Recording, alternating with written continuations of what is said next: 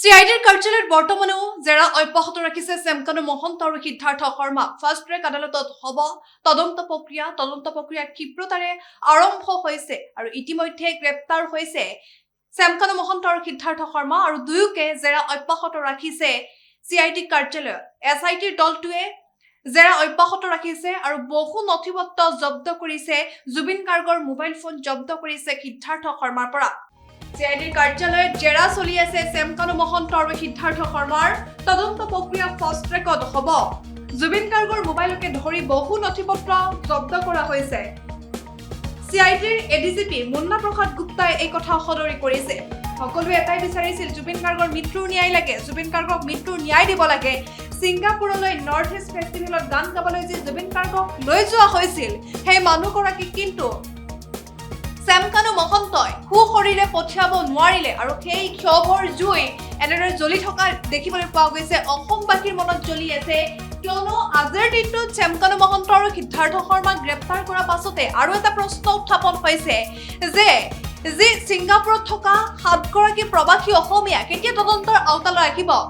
যে ইয়ৎখনত আছিল 7গৰাকীকৈ প্ৰৱাসী অসমীয়াক, সেই 7গৰাকীকৈ প্ৰৱাসী অসমীয়াক 6 তাৰিখে জাননী জাৰি কৰা হৈছে। 6 অক্টোবৰৰ দিনা CIDৰ কাৰ্যালয়ত উপস্থিত হ'বৰ বাবে তেওঁলোকক জাননী জাৰি কৰা হৈছে। এতিয়া প্ৰশ্ন উত্থাপন হৈছে, আইনী প্ৰক্ৰিয়াৰ সুৰুঙাৰে যাতে চেমকানু মহন্ত আৰু সিদ্ধাৰ্থ শৰ্মা কোনো পথে ওলাই যাব নোৱাৰে, সেয়া কিন্তু দৃষ্টি নিবদ্ধ কৰি ৰাখিব অসমবাসীয়ে। অসমবাসীৰ দৃষ্টি নিবদ্ধ হৈ থাকিব আৰু অসমবাসীয়ে বিচাৰিছে যে জুবিন গাৰ্গৰ মৃত্যুৰ তদন্ত লাগে, জুবিন গাৰ্গৰ মৃত্যুৰ তদন্ত হ'ব লাগে। আৰু এই কথা জনাইছেও CIDৰ কাৰ্যালয়ৰ পৰা। CIDৰ ADGP মুন্না প্ৰসাদ গুপ্তাই সদৰি কৰিছে, ফাষ্ট ট্ৰেকত হ'ব জুবিন গাৰ্গৰ তদন্ত। CIDৰ কাৰ্যালয়ত জেৰা অব্যাহত ৰাখিছে চেমকানু মহন্ত আৰু সিদ্ধাৰ্থ শৰ্মা। আৰু কোনো পথে সাৰি যাব নোৱাৰিব চেমকানু মহন্ত আৰু সিদ্ধাৰ্থ শৰ্মা। জুবিন গাৰ্গৰ মোবাইল ফোনকে ধৰি গুৰুত্বপূৰ্ণ নথিপত্ৰ জব্দ কৰিবলৈ সক্ষম হৈছে সিদ্ধাৰ্থ শৰ্মাৰ পৰা। আৰু সকলোৱে তাই বিচাৰিছে জুবিন গাৰ্গৰ মৃত্যুৰ ন্যায় লাগে, জুবিন গাৰ্গৰ মৃত্যুক ন্যায় দিব লাগে। আজি জুবিন গাৰ্গৰ যে আদ্য স্বাৰ্থ পাতিব লগা হৈছে, সেয়া কোনোদিনে কোনো কালে কোনেও কল্পনা কৰা নাছিল যে জুবিন গাৰ্গক আমি অকালতে আকস্মিকভাৱে এনেদৰে হেৰুৱাব লাগিব কেৱল মাত্ৰ অৱহেলাৰ বাবে। সিদ্ধাৰ্থ শৰ্মা আৰু চেমকানু মহন্তৰ অৱহেলাৰ বাবে আমাৰ আপোন শিল্পীগৰাকীক হেৰুৱাব লাগিব, সেয়া কিন্তু কোনেও কোনোদিনা কল্পনাই কৰা নাছিল। আৰু যি ঘটনা সংঘটিত হ'ল 13 দিনৰ যি জুই, সেই জুই কিন্তু অসমবাসীৰ মনত জ্বলিয়ে আছে। আৰু অসমবাসীয়ে বিচাৰিছে জুবিন গাৰ্গক মৃত্যুৰ ন্যায় দিব লাগে আৰু তীব্ৰতাৰে শীঘ্ৰেই দোষী যদি কোনোবা আছে সেই দোষীকো গ্ৰেপ্তাৰ কৰিব লাগে। আৰু ফাষ্ট ট্ৰেকত জুবিন গাৰ্গৰ মৃত্যুৰ তদন্ত হ'ব বুলি ইতিমধ্যে CIDৰ ADGP মুন্না প্ৰসাদ গুপ্তাই জানিবলৈ দিছে।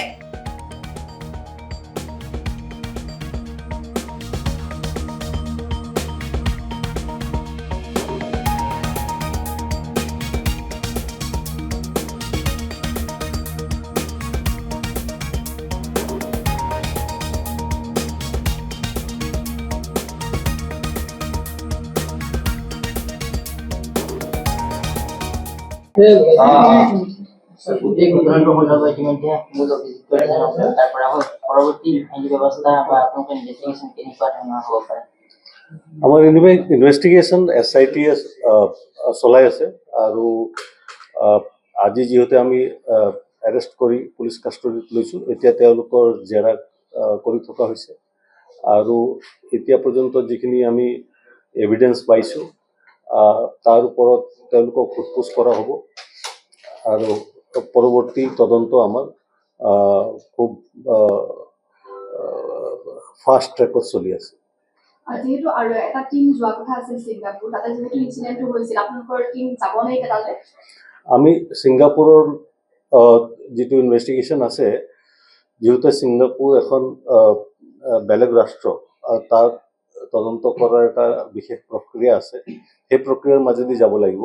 ভাৰত আৰু ছিংগাপুৰৰ মাজত মিউচুৱেল লিগেল ট্ৰিটি এখন আছে, সেই ট্ৰিটিৰ মতে আমি তদন্ত কৰিম। আমি ইতিমধ্যে আপোনালোকে হয়তো গম পাইছে, আমি যিটো মিউচুৱেল লিগেল এছিষ্টেঞ্চ ৰিকুৱেষ্ট বিচাৰিছোঁ, সেইটো ইতিমধ্যে ছিংগাপুৰত গৈ পাইছে। আৰু সেইমতে ছিংগাপুৰ ভাৰতৰ যি হাই কমিশ্যন যি ছিংগাপুৰত আছে, তাৰ জৰিয়তে আমি ছিংগাপুৰৰ কনচাৰ্ণ যি অথৰিটি তেওঁলোকৰ লগত আমি যোগাযোগত আছোঁ আৰু তেওঁলোকৰ লগত যোগাযোগ কৰি আমাৰ টীম ৰেডি আছে আমি খুব সোনকালে ছিংগাপুৰলৈ টীম পঠিয়াম তাত ইনভেষ্টিগেশ্যন তাত যিখিনি ইনভেষ্টিগেশ্যন কৰিবলগীয়া আছে ছিংগাপুৰত যিহেতু এইটো আমি ছিংগাপুৰ অথৰিটিৰ সহযোগত কৰিব লাগিব সেইখন এখন বেলেগ ৰাষ্ট্ৰ আৰু মিউচুৱেল লিগেল ট্ৰিটি এছিষ্টেঞ্চ ট্ৰিটিৰ জৰিয়তে কৰিব লাগিব সেইখিনি কাম আমাৰ ইতিমধ্যে কৰা হৈছে স্যাৰ ইতিমধ্যে কেইবাজনৰ নামত এজাহাৰ দিয়া হৈছিলে তাৰ ভিতৰত অন্যতম শেখৰজ্যোতি গোস্বামী আছিলে গতিকে তেওঁলোককো তদন্তৰ আওতাত অনা নহ'ব নেকি মানে সোধা পোছা হৈছে গ্ৰেপ্তাৰ কৰা হ'ব পাৰে নেকি সকলোকে তদন্তৰ আওতাত অনা হ'ব আৰু যাৰ বিৰুদ্ধে যি ধৰণে আমি সাক্ষী এভিডেন্স পাওঁ সেইমতে আমি আইনগত ব্যৱস্থা ল'ম